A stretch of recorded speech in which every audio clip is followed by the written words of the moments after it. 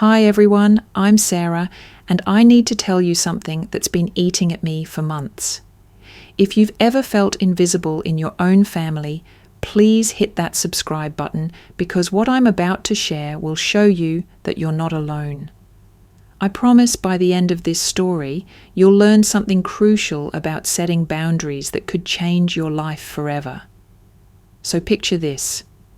I'm sitting in my apartment in Denver, sipping my morning coffee when my phone rings. It's my dad, the first time he's called me in. Honestly, I can't even remember. My heart actually skipped a beat because I thought something terrible had happened. "Sarah, thank God you picked up," he says, sounding frantic.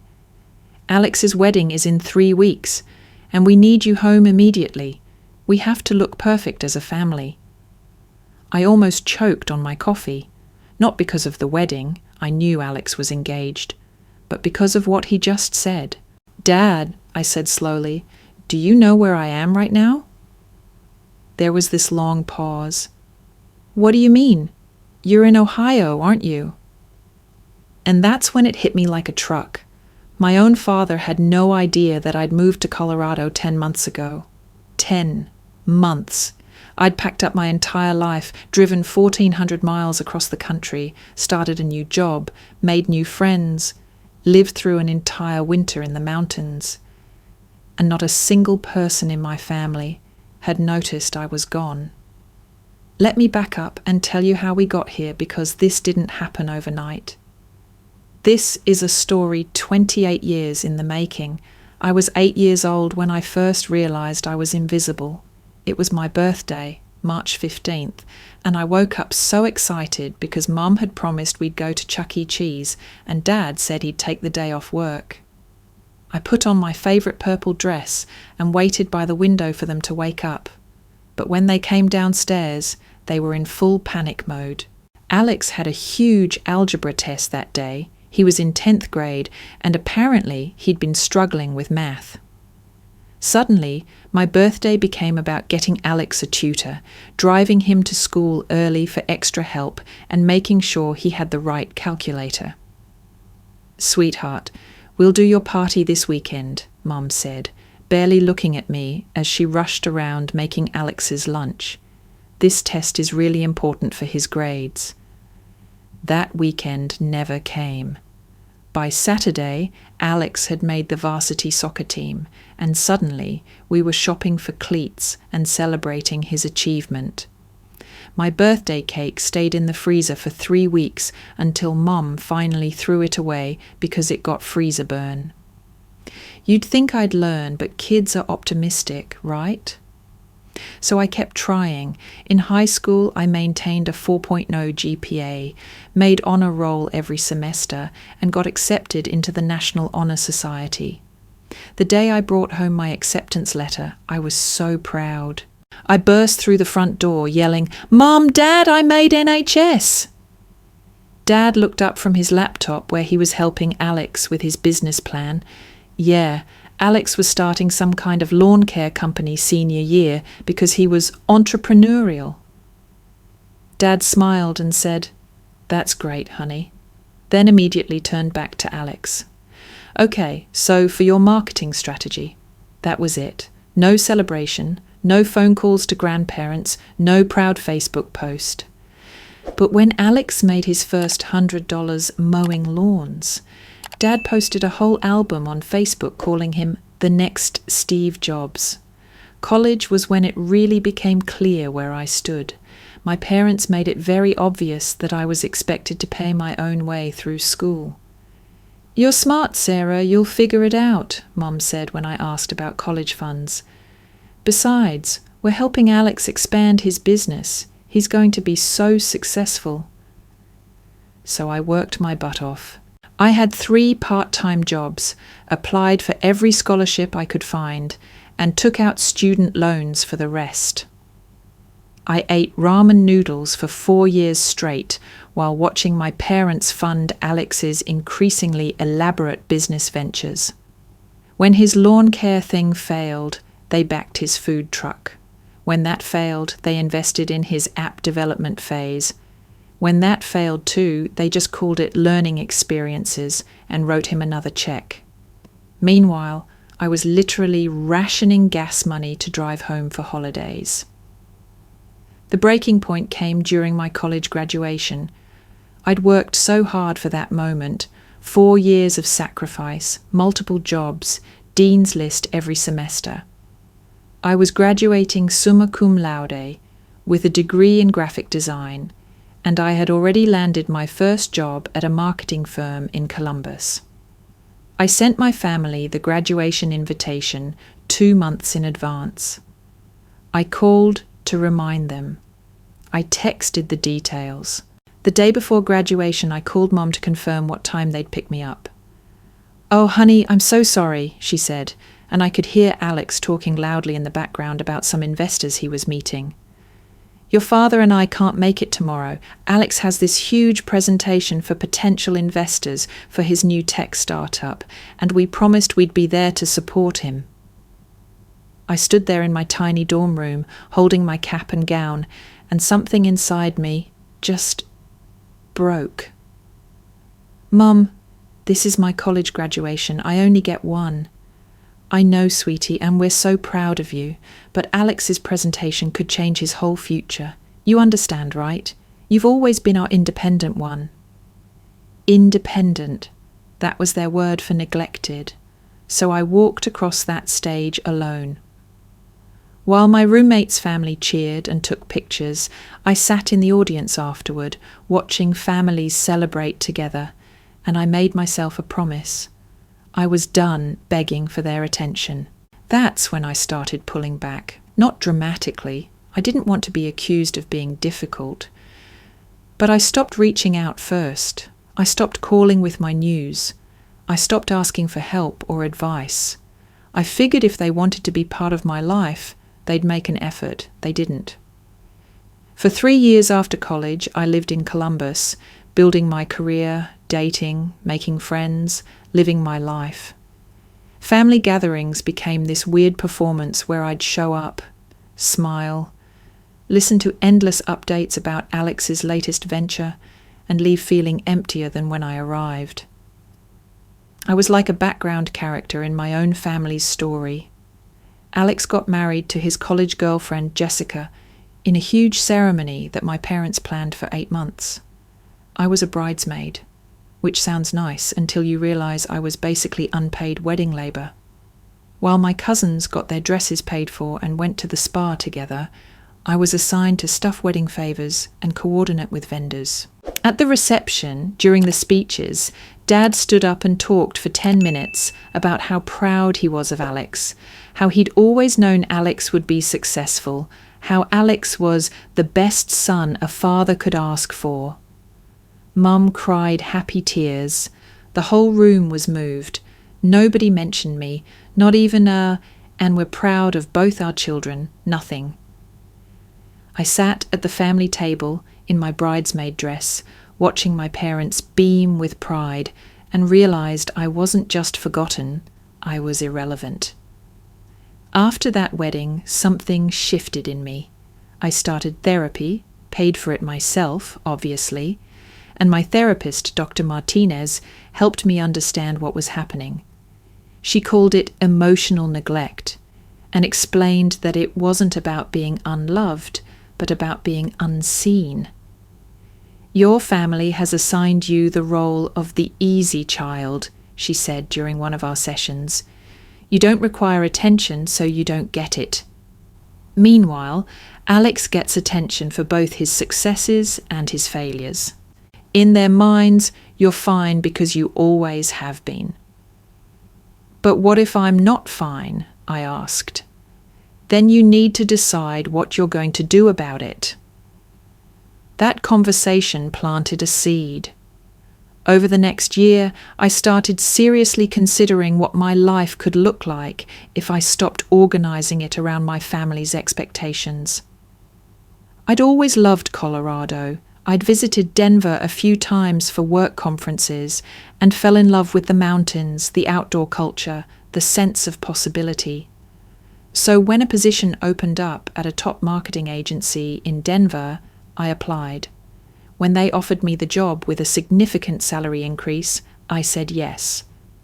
And when I started planning my move, I decided to conduct a little experiment. I wasn't going to tell my family I was moving. I was going to wait and see how long it took them to notice I was gone. The moving truck came on a Tuesday in May. I'd given my landlord notice, transferred my utilities, changed my address with the post office, all the adult things you do when you move your life across the country. My neighbours threw me a little going-away party.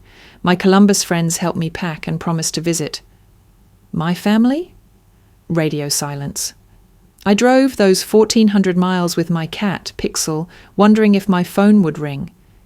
Maybe Mom would call to check in, or Dad would text about something random. Maybe Alex would need help with whatever his latest scheme was. Nothing. I got to Denver, found an amazing apartment in the Highlands neighborhood with a view of the mountains, started my new job, joined a hiking group, made friends with my neighbors. Summer turned to fall, fall turned to winter. I learned to snowboard, dated a really sweet guy named Marcus for a few months, got promoted at work. Christmas came and went. My parents sent their usual family newsletter, you know, those annual update letters that suburban families love, talking about Alex's new business venture and their cruise to the Caribbean. There was one line about me. Sarah is doing well in Ohio and loving her work in marketing. Ohio, they still thought I lived in Ohio. I sent a Christmas card with a picture of me snowboarding in Vail. The return address clearly said Denver, Colorado. Nobody mentioned it. New Year's Eve, I went to a party with my new friends and watched the fireworks over downtown Denver. At midnight, I got a group text from Mum. Happy New Year, love you both. It was sent to me and Alex. I texted back, Happy New Year from Colorado, with a mountain emoji. Mum replied, Thanks, honey. She didn't even process what I'd said. By spring, I'd been gone almost a year. I had a whole new life, a promotion to senior graphic designer, a beautiful apartment, an amazing friend group, weekend adventures in the Rockies. I was happier than I'd been in years, but there was this weird sadness underneath it all. My family didn't miss me because they'd never really seen me in the first place. The group chat they'd started for family updates was constantly pinging with news about Alex. His latest business idea, pictures from his and Jessica's date nights, updates about their house hunting, speculation about when they'd start having kids. I'd stopped contributing months ago, but I still got all the messages. It was like watching a show about someone else's family. I stopped calling for birthdays and holidays. I figured if they wanted to talk to me, they'd reach out. They didn't. My birthday came and went in March. 28 years old, celebrated with friends who actually cared about me. No word from family except a Facebook message from Mom 2 days late. Sorry, honey. Meant to call. Hope it was wonderful. That's when I realized the experiment had become my reality. I wasn't waiting anymore to see if they'd notice I was gone. I was building a life where it didn't matter. I was free. My new friends, Emma from work, Jake and Maria from my hiking group, my neighbour Claire, they saw me. They remembered details about my life, asked about my projects, celebrated my wins, supported me through challenges. When I got food poisoning and couldn't leave my apartment for 3 days, Emma brought me soup and stayed to watch movies. When I was stressed about a big presentation, Jake took me rock climbing to clear my head. This was what it felt like to matter to people. So when my phone rang that Tuesday morning in October and I saw Dad on the caller ID, my first thought wasn't excitement or love, it was dread, because deep down I knew he wasn't calling to check on me. Sarah, thank God you picked up. Alex's wedding is in 3 weeks and we need you home immediately. We have to look perfect as a family. There it was, After 10 months of silence, my father was calling me because they needed me to play a role, not because they missed me, not because they wanted to include me, but because they needed their family photo to look complete. "Dad, do you know where I am right now?" I asked, my heart pounding. "What do you mean? You're in Ohio, aren't you?" The silence stretched between us across those 1,400 miles. In that moment, everything became crystal clear. My father, who claimed to love me, had no idea where I'd been living for almost a year. He didn't know about my promotion, my apartment, my new life. He didn't know about Marcus, or how I'd learned to snowboard, or that I'd hiked 3 14ers this summer. He didn't know me at all. "Dad," I said, my voice surprisingly steady, "I moved to Denver 10 months ago." Another long pause. "What? When? Why didn't you tell us?" And there it was, the question I'd been waiting for someone to ask. "I did tell you. I sent a Christmas card with my new address. I mentioned Colorado in texts. I've been waiting 10 months for someone to ask me about it." "Well, why would you move without discussing it with the family first? That's a big decision, Sarah." I almost laughed. The audacity was breathtaking. This man who hadn't called me in months, who didn't know where I lived, was questioning my life choices. "Dad, when Alex moved in with Jessica, did he discuss it with the family first? When he bought his condo, or changed jobs, or started any of his businesses, did he ask permission?" "That's different. Alex keeps us involved in his life." "No, Dad. Alex demands attention for his life. I just stopped begging for scraps of yours." I could hear him getting flustered. This wasn't going the way he'd planned. He'd called to summon me home like I was still a kid living in their house, and instead he was discovering that his daughter had been living an entirely different life without his knowledge or permission. "Look, we can discuss this later," he said, trying to regain control. "Right now, I need you to book a flight home. Alex's wedding is going to be huge. Jessica's family is very prominent in the community, and there will be important people there. We need to present ourselves well. Present ourselves well." There it was again. Everything was about appearances, about the family brand, about looking like the perfect American success story. "Dad, did Alex ask me to be in the wedding?" "Well, no, but did anyone ask if I wanted to come?" "Sarah, your family, of course you're expected to be there." Expected. Not wanted, not invited, not missed. Expected, like a piece of furniture that should be in the right place for the photos. "I'm not coming," I said. The words surprised even me. I hadn't planned to say them, but once they were out there, I felt this incredible sense of relief, like I'd been holding my breath for years and finally exhaled. "What do you mean you're not coming? Sarah, this is your brother's wedding." "Dad, Alex and I haven't had a real conversation in over 2 years. He didn't call when I moved. He doesn't text. He doesn't know anything about my life. Why would I spend hundreds of dollars and take time off work to attend the wedding of someone who wouldn't notice if I disappeared?" "Because he's your brother."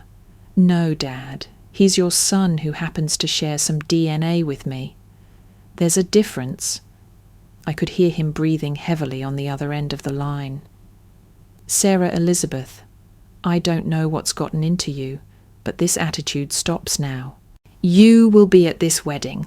I don't care if you have to call in sick to work or max out a credit card for the flight. Family comes first. Family comes first." The irony was almost funny. For 28 years, family had come first, just not me. I'd always been expected to sacrifice, to understand, to be flexible, to put everyone else's needs ahead of my own. "And if I don't?" I asked. His voice turned cold. "If you don't come to your brother's wedding, Sarah, I'll cut you out of my will. You'll get nothing. Your brother will inherit everything, and you'll spend the rest of your life regretting this selfish decision. And that's when I said the thing that made him freeze. The thing that changed everything. Dad, I already cut myself out of this family 10 months ago. You just found out today. The silence on the other end of the line was deafening. I could picture him in his home office, probably wearing one of his golf polos, sitting behind the desk where he'd helped Alex with countless business plans while I did homework alone at the kitchen table. I don't want an inheritance from someone who doesn't know where I live, I continued, my voice getting stronger with each word. I don't want money from someone who forgot my birthday, who missed my graduation, who thinks I'm still living in a state I left almost a year ago. Keep your money, Dad. I've been taking care of myself just fine without it. The silence stretched on for what felt like an eternity. I could hear my dad breathing on the other end, and for the first time in my life, I'd rendered him speechless. This was the man who always had an answer, always had a way to make me feel guilty for wanting basic acknowledgement, always knew exactly which buttons to push to get me back in line. But I wasn't the same person who had left Ohio 10 months ago. Living in Colorado, building my own life, surrounding myself with people who actually saw me, it had given me something I'd never had before. Perspective. Sarah, he finally said, his voice shaky, you can't be serious. I've never been more serious about anything in my life, Dad. For 10 months you've all lived your lives without me. Alex got engaged, planned a wedding, sent out invitations, and not once did anyone think, hey, where's Sarah? Shouldn't we tell her about this? You only called me because you need a prop for your family photos. That's not true, isn't it? When's the last time you called just to see how I was doing? When's the last time you asked about my job, my life, my happiness? You can't answer that because it's never happened. The only time I hear from this family is when you need something from me. I heard him clear his throat, probably trying to gather his thoughts and regain control of the conversation, but I wasn't done. You want to know what's really sad, Dad? I've been happier these past 10 months than I've been in years. I have friends who remember my birthday, who check on me when I'm sick, who celebrate my wins and support me through challenges. I have a life full of people who actually want me around, not just when they need something. We want you around. No, you don't. You want the idea of me around when it's convenient. You want to be able to say you have 2 children when it makes you look good. But you don't actually want to invest in knowing who I am or what matters to me.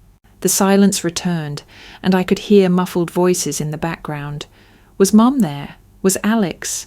Were they all hearing this conversation that was dismantling 28 years of family dynamics in real time? Your mother wants to talk to you, Dad said finally. Of course she did. Mom was always the cleanup crew, the one who smoothed things over after Dad's heavy-handed approach backfired. I heard the phone being passed.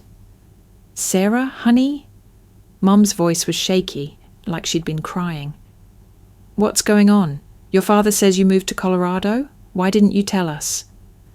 And there it was, the gaslighting disguised as concern, as if I hadn't been waiting 10 months for someone to notice, to ask, to care. Mum, I sent you a Christmas card with my Denver address. I mentioned Colorado in texts. I posted pictures on social media with mountain backgrounds. You replied to a text where I literally said Happy New Year from Colorado. Nobody paid attention. Well, you know how busy we've been with Alex's business and the wedding planning. Always Alex. Everything always came back to Alex. Mum, do you know what I do for work? You're in marketing? I'm a senior graphic designer. I got promoted 6 months ago. I designed the rebranding campaign for a major outdoor gear company that you've probably heard of. It was featured in Marketing Weekly magazine. Silence. Do you know where I live? Colorado? Somewhere? I live in a beautiful apartment in the Highlands neighbourhood with a view of the Rocky Mountains. I learned to snowboard this winter. I've hiked 3 14ers.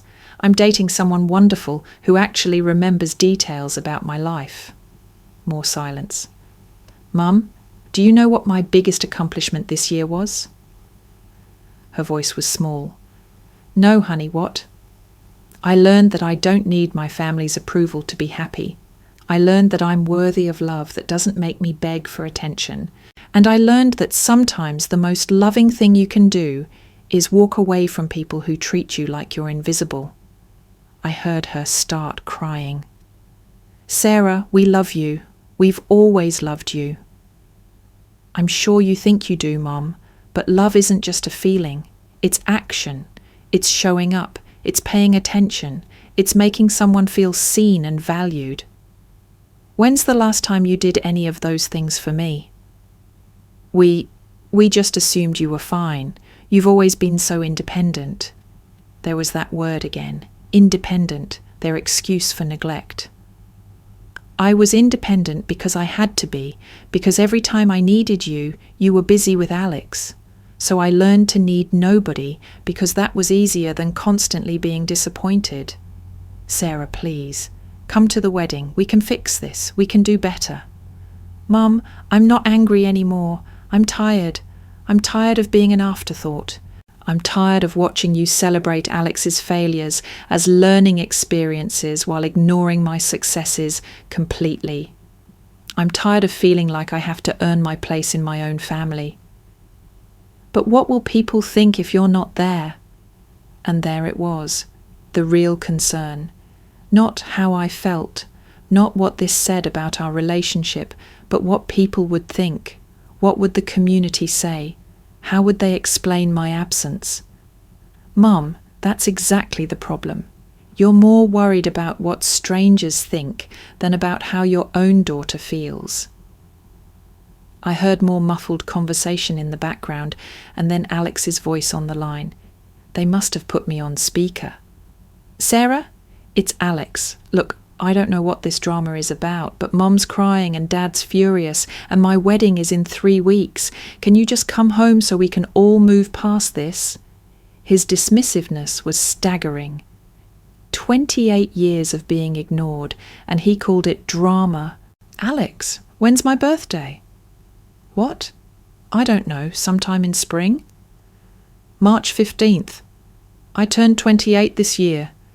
You didn't call, text, or acknowledge it in any way. Okay, I'm sorry about your birthday, but that doesn't mean you should ruin my wedding.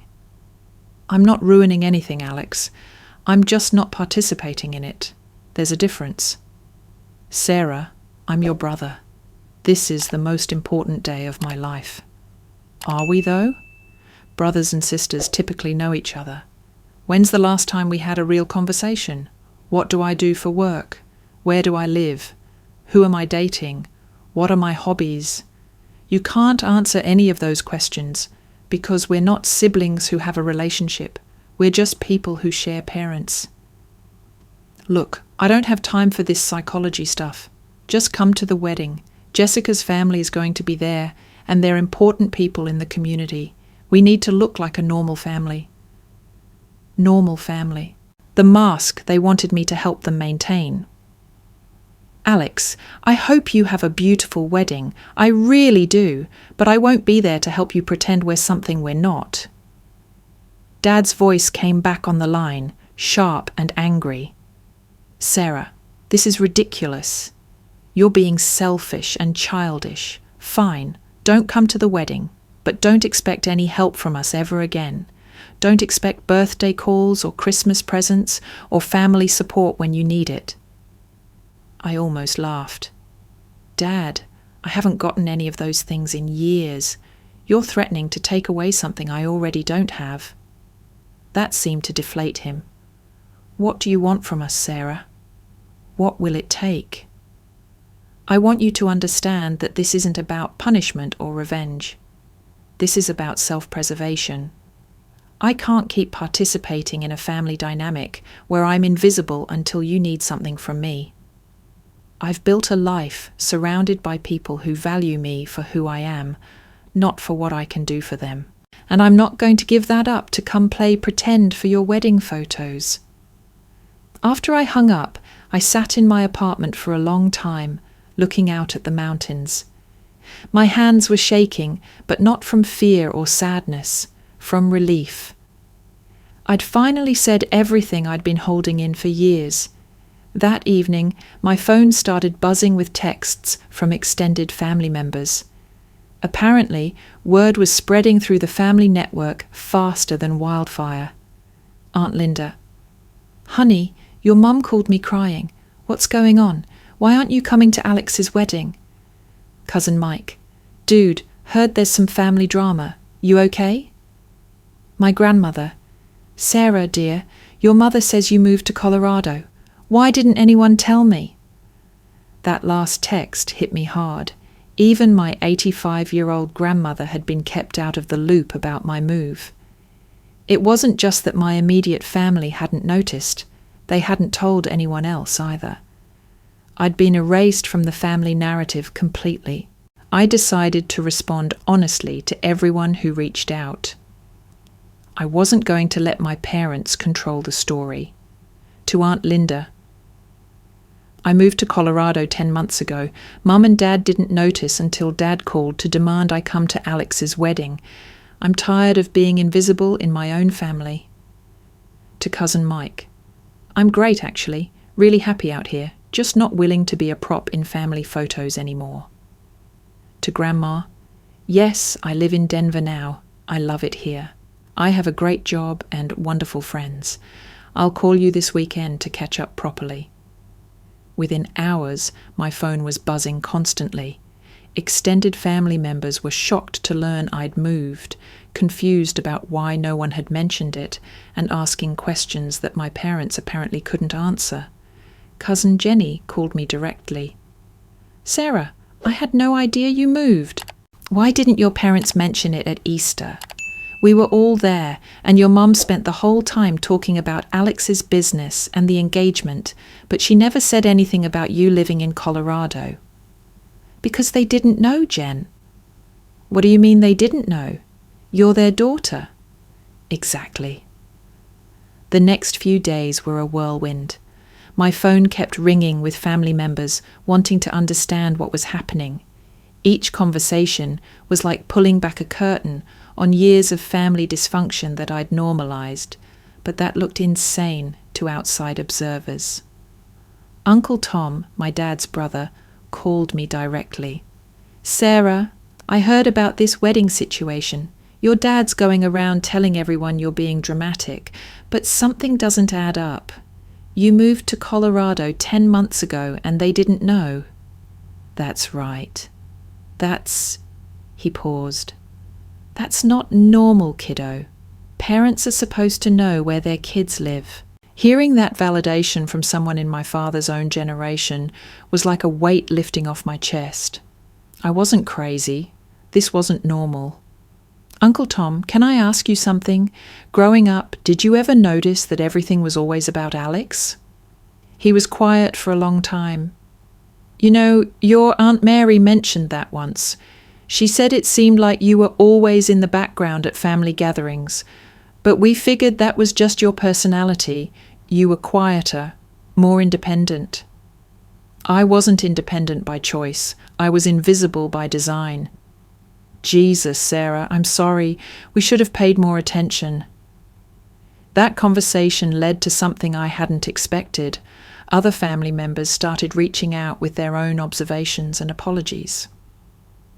People who had been at family gatherings for years suddenly realized they'd been participating in a dynamic where one child was constantly centered while the other was overlooked. Cousin Beth texted, "I just remembered your college graduation. Mum asked where your parents were, and I said they must be parking the car. But they never showed up, did they?" Aunt Mary called. "Honey, I've been thinking about Christmas dinners over the years. You were always helping in the kitchen while Alex held court in the living room. We all just accepted that as normal, but now I'm wondering if you felt excluded." The most powerful conversation was with my grandmother. When I called her that weekend as promised, she was ready with questions. "Sarah Jane, I need you to help me understand something. You moved to Colorado 10 months ago." "Yes, Grandma." "And your parents didn't know?" "They didn't notice." She was quiet for a long time.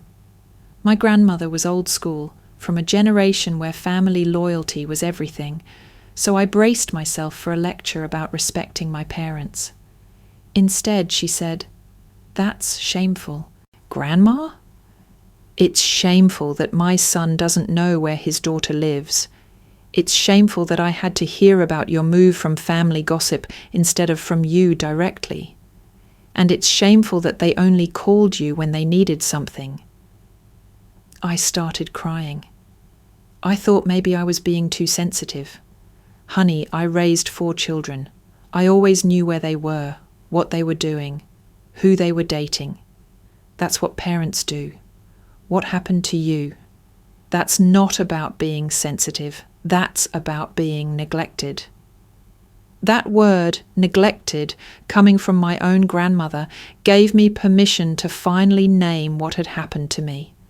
But the family drama was just beginning. As word spread about my absence from the wedding and more details came out about why, the family started taking sides. Some people understood and supported my decision. Others thought I was being petty and should just show up for the sake of family unity. The pressure campaign intensified as the wedding got closer. My parents went into full damage control mode, alternating between guilt trips and bribes. Mum called crying, "Sarah, I've been looking at old photo albums. You're right, we didn't celebrate your achievements enough. Please, give us a chance to do better. Come to the wedding and we'll plan a special celebration just for you." Dad tried the practical approach. "Sarah, I'll pay for your flight, hotel, everything.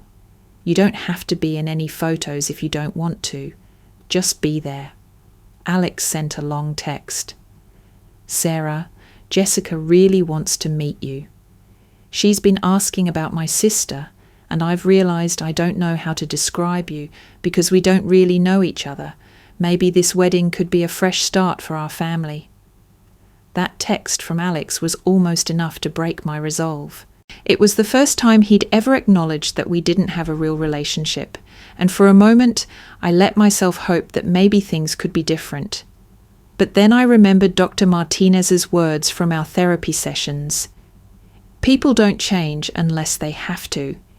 If you rescue them from the consequences of their behavior, they'll never see the need to change. The wedding was on a Saturday. That morning, I went for a long hike in the mountains with Emma and some friends from my hiking group.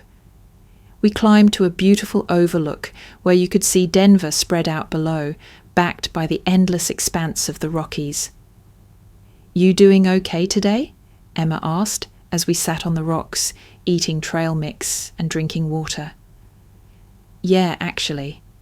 I thought I'd feel sadder or more conflicted, but I just feel peaceful." "That's because you made the right choice," said Marcus, my hiking buddy who'd become one of my closest friends. "You can't set yourself on fire to keep other people warm." My phone buzzed with a text from Mum. "The ceremony is starting. Wish you were here." I looked at that message for a long time, then turned my phone off and put it in my backpack. Today wasn't about them. Today was about me, surrounded by people who chose to be in my life because they valued my presence, not because they needed something from me. That evening, my phone had dozens of missed calls and messages. The wedding had happened without me, and apparently it had been awkward. Aunt Linda. "Honey, people kept asking where you were. Your parents kept saying you were under the weather, but everyone knew something was off." Cousin Mike.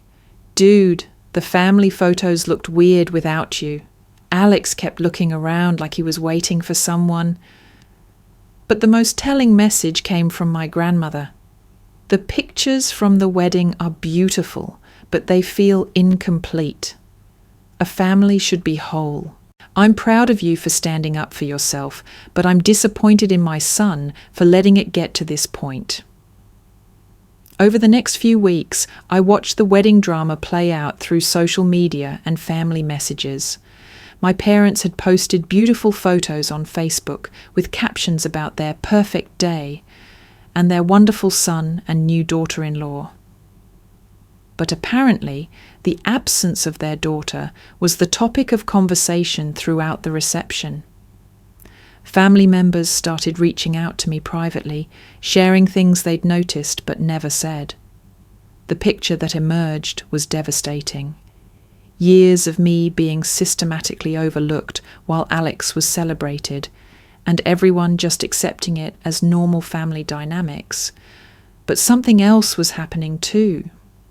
My extended family started making an effort to include me directly instead of going through my parents. My grandmother started calling me every Sunday. My cousins added me to their group chats. Aunts and uncles reached out to hear about my life in Colorado. For the first time, I felt like I had a relationship with my extended family that wasn't filtered through my parents' indifference. 3 weeks after the wedding, Alex called me. Not a text, an actual phone call. "Sarah, it's Alex. Hi. Look, I've been thinking about everything you said, and I think you were right about us not really knowing each other." I was quiet, waiting to see where this was going. "Jessica keeps asking about you. She wants to know what my sister is like, what you do for work, what you're interested in, and I realized I couldn't answer any of her questions. I don't know anything about your life." "No, you don't. I want to change that. Could we try to have a real relationship? Like, actually get to know each other?" I wanted to believe him, but I'd learned to be cautious about my family's sudden changes of heart. "Alex, I'm open to that, but it has to be real. Not just holiday phone calls or obligatory texts. If you want to know me, you have to actually make an effort to know me." "I want to try. Will you tell me about your life in Colorado?" So I did. I told him about my job, my apartment, my friends, my hobbies. I told him about learning to snowboard, about the mountains I'd climbed, about the marketing campaigns I'd designed. I talked for almost an hour, and he listened and asked questions. "Sarah, I had no idea you were doing all this cool stuff. Why didn't you ever tell us?" "I tried to, Alex. For years I tried to share my life with you guys, but every conversation turned into updates about your businesses or your relationship or your plans. There was never space for my news. I never realized that. I know you didn't. That's part of the problem." We talked for another hour, and for the first time in my adult life, I felt like I was having a real conversation with my brother. He told me about his struggles with the pressure to be successful, about how exhausting it was to constantly be the center of attention, about how he'd always assumed I was fine because I never complained. "I think Mum and Dad set us up to fail as siblings," he said. "They made everything a competition, and I was always positioned as the winner, but that's not fair to either of us." It was the most insightful thing I'd ever heard him say. But the real test came when he said, "I want you to come visit. Jessica really wants to meet you, and I want to show you our house and introduce you to our friends. Will you come?" I thought about it for a long time. "Alex, I appreciate the invitation, but I'm not ready for that yet. I need to see sustained effort before I'm willing to invest in rebuilding this relationship. One conversation doesn't undo 28 years of being invisible." "I understand. What would sustained effort look like to you?"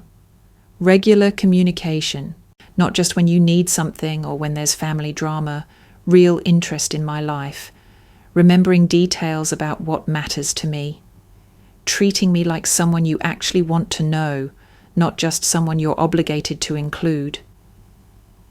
"I can do that. We'll see." And we did see. Over the next few months, Alex started calling me regularly. Not long conversations, but consistent ones. He'd ask about my work projects, remember details about my hiking adventures, send me articles about marketing trends he thought I'd find interesting. It was tentative and sometimes awkward, but it was real effort. My parents, on the other hand, were a different story. After the initial drama died down, they seemed to settle into a narrative where I was the difficult daughter who had caused unnecessary drama during Alex's special time. They'd occasionally send token texts, "Hope you're well," or "Thinking of you," but there was no real acknowledgement of the underlying issues. When my birthday came around again, March 15th, turning 29, I got a generic "Happy birthday, sweetie" text from Mum and nothing from Dad. Alex, however, called and sang happy birthday to me over the phone and then sent me a care package with Colorado-themed gifts and a note that said, "I'm proud to have a sister who chases mountains." That package made me cry. Not because it was expensive or elaborate, but because it showed that he'd been paying attention to my life. Emma found me in my office that afternoon, looking at the gifts. "Good birthday?" she asked. "Different birthday," I said. "My brother actually remembered and made an effort.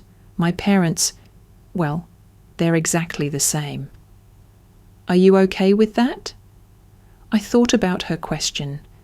Was I okay with my parents staying exactly the same while I'd changed everything about how I related to my family?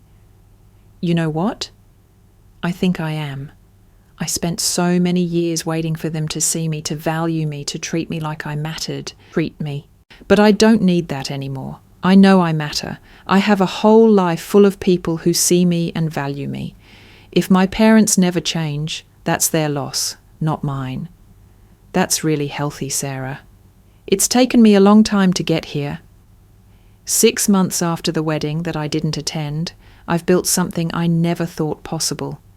A life where I don't need my family's approval to feel worthy. I have an amazing job that challenges and fulfills me. I live in a city I love, surrounded by mountains that remind me daily that there's so much beauty in the world. I have friends who know me deeply and love me completely. And I have a relationship with my brother that's growing slowly but authentically. We're getting to know each other as adults without the dysfunction that defined our childhood dynamic. My parents haven't changed. They still center everything around themselves and Alex, still treat me like an afterthought, still don't really understand what they did wrong. But that's okay. I've learned that you can love people without letting them diminish you. You can have compassion for family without sacrificing yourself on the altar of their expectations. The most surprising thing about this whole experience is that I'm not angry anymore. I was for a while. I was furious about all the years of being overlooked, all the celebrations I missed because no one thought to include me, all the ways I'd made myself smaller to fit into their narrative. But anger was just a stepping stone to something better, indifference. I don't need them to validate my choices because I know my choices are good. I don't need them to celebrate my successes because I'm surrounded by people who do. I don't need them to see me because I see myself clearly. Last week I got a text from Dad. "Sarah, we're planning a family vacation for Thanksgiving. Hope you'll join us." A year ago, that text would have sent me into an emotional spiral. I would have agonized over whether to go, whether this was my chance to finally be included, whether I was being too stubborn by holding on to my hurt. Now, I read it and felt nothing. No anger, no hope, no anxiety. Just a mild curiosity about whether they'd actually noticed that I might not automatically be available for their plans. I texted back, "Thanks for the invitation. I already have plans for Thanksgiving with friends here in Denver. Hope you have a great trip." And I meant it. I hope they have a great trip. I hope Alex and Jessica have a wonderful marriage. I hope my parents find happiness in their lives. I just don't need to be part of it anymore. if you've ever felt invisible in your own family, if you've ever been the one who's expected to sacrifice while others are celebrated, if you've ever wondered if you're asking for too much when you just want to be seen, I want you to know that you're not alone. You deserve to be in relationships where your presence is valued, not just tolerated. You deserve to be around people who notice when you're gone, who celebrate your wins, who care about your daily life. Sometimes the most loving thing you can do is walk away from people who can't see your worth. It doesn't make you mean or selfish or ungrateful. It makes you someone who knows they deserve better. And you do deserve better. You deserve to matter. You deserve to be seen. You deserve to build a life surrounded by people who choose you every day, not just when they need something from you. That's the life I've built here in Colorado, and it's more beautiful than anything I ever imagined when I was sitting in that childhood bedroom wondering why I was never enough. You are enough. You've always been enough. And someday you'll be surrounded by people who see that truth as clearly as you do.